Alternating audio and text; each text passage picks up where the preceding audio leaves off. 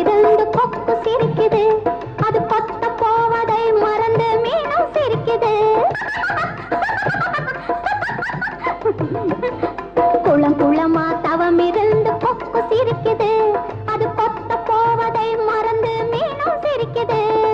குளத்தை விட்டு கரையில் ஏறி நண்டு சிரிக்குது, குளத்தை விட்டு கரையில் ஏறி நண்டு சிரிக்குது. அதை கொண்டு போய் உண்டு பார்த்த நரியும் சிரிக்குது. லலலா, லலலா, லலலா, லலலா.